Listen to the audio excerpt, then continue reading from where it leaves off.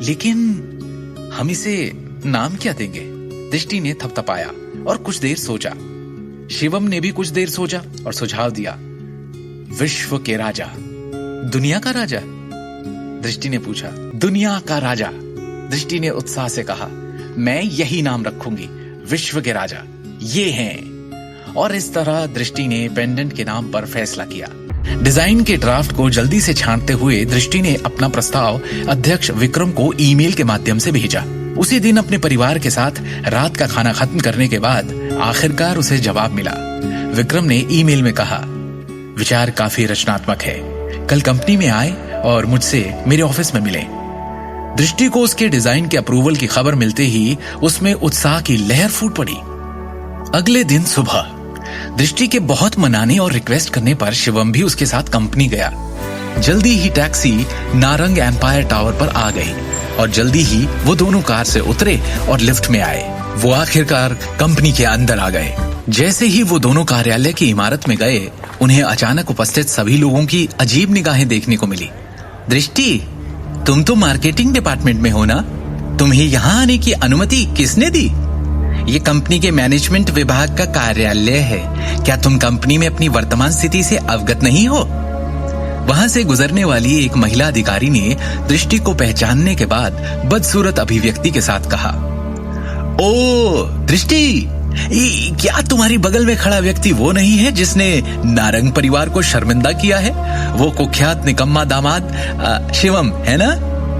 नारंग परिवार के एक वरिष्ठ अधिकारी जो एक कार्यालय की कुर्सी पर बैठे थे ने देखा और एक चंचल अभिव्यक्ति के साथ कहा, मुझे याद है कि कैसे तान्या ने उसे चेतावनी दी थी कि वो फिर कभी उसके सामने ना आए। फिर भी तुम उसे कंपनी बिल्डिंग में लाने की हिम्मत कर बैठी। इसका आप में से किसी को भी कोई लेना देना नहीं है, दृष्टि ने बिना कोई रिएक्शन दिए कहा, क्योंकि इस वक्त वो इन गाली गलौच वाले लोगों की परवाह नहीं कर सकती थी। बिना किसी हिचकिचाहट के वो हाथों में ड्राफ्ट लेकर अध्यक्ष के कार्यालय की ओर चल पड़ी। रुको! इस समय कार्यालय की दूसरी ओर से एक परिचित लेकिन शक्तिशाली आवाज सुनाई दी। आवाज की दिशा से एक शानदार हल्के बैंगनी रंग की पोशाक और अन्य महंगे गहने पहने एक महिला धीरे धीरे उनके पास चलते हुए आई। जैसे ही दृष्टि ने अपनी निगाह उस महिला की ओर घुमाई जो चल रही थी, उसने अपना गुस्सा प्रकट किया, लेकिन थोड़ा नर्वस भी महसूस कर रही थी। आखिरकार चलने वाली परिचित महिला नारंग परिवार की ही तान्या नारंग थी।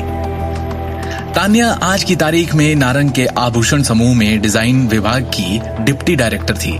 साथ ही वो कंपनी की चीफ ज्वेलरी डिजाइनर भी थी। इसके अलावा वो कार्यकारी निदेशक अमिताभ नारंग की बेटी और करण की बहन भी थी, जिन्होंने स्वाभाविक रूप से उसे कंपनी में एक महत्वपूर्ण पोस्ट देकर रखी हुई थी। तान्या, कैसी हो? दृष्टि ने थोड़ा असहज महसूस करते हुए उसका अभिवादन किया। Please stop it. तान्या ने उसे हाथ दिखाकर चुप करा दिया और उसके बगल में खड़े शिवम को गुस्से से देखा। तुम अब भी मेरे सामने आने की हिम्मत करते हो? हाँ? थोड़ी भी शर्म नहीं है तुम्हारे अंदर? Tanya, I am sorry. Shivam और मैं आज यहाँ कुछ काम करने के लिए आए हैं। हम जल्द ही जाने वाले हैं, दृष्टि ने घबराकर कहा। दृष्टि को नर्वस देख शिवम ने कहा, दृष्टि, तुम्हें इससे माफी मांगने की कोई जरूरत नहीं है। तुमने कुछ भी गलत नहीं किया है। तुम्हें क्या लगता है, कौन हो तुम? मेरे सामने कुछ भी बोलने की हिम्मत कैसे हुई तुम्हारी? तान्या नारंग ने गर्व से अपना सिर उठाया और शिवम को तिरस्कार से देखा। तुम्हारा और मेरा हिसाब अभी तक पूरा नहीं हुआ है, समझे? और मुझे ताव दिखा रहे हो? दृष्टि कुछ कहने को हुई, जिससे पहले ही तान्या फिर बोल पड़ी।